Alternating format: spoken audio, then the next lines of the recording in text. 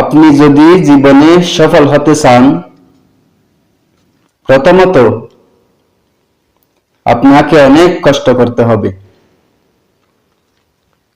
দ্বিতীয়ত আপনাকে ধৈর্য ধরতে হবে।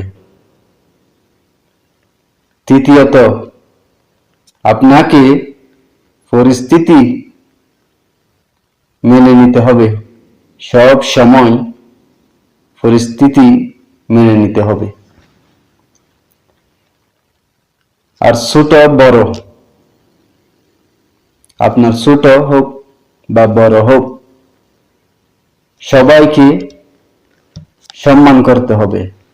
যদি কোনো জায়গায় আপনি ঠকে যান, কখনো আফসোস করবেন না।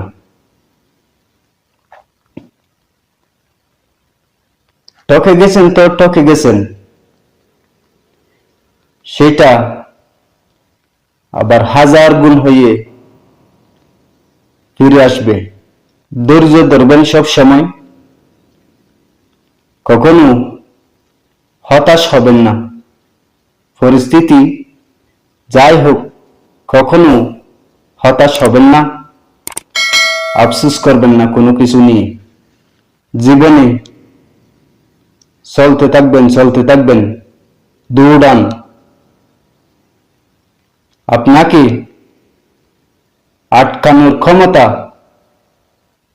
কারো নাই।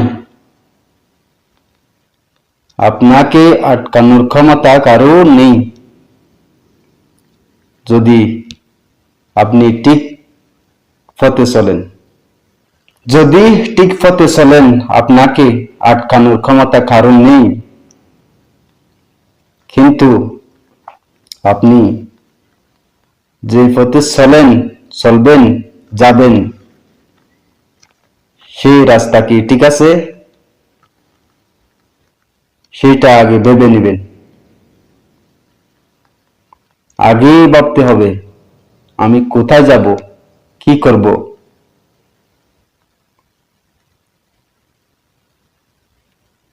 আগে সেটা ভেবে নেবেন।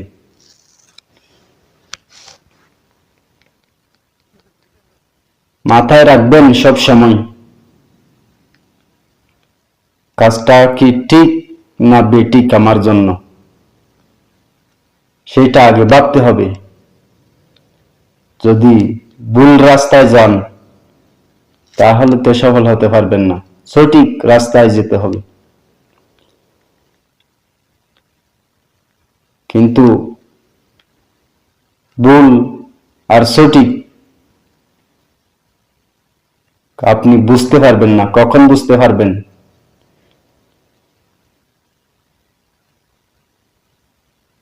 যখন আপনি বারবার যখন আপনি হেরে যাবেন, তখন আপনি সঠিক রাস্তা কোনটা, সেইটা আপনি খুঁজে পাবেন।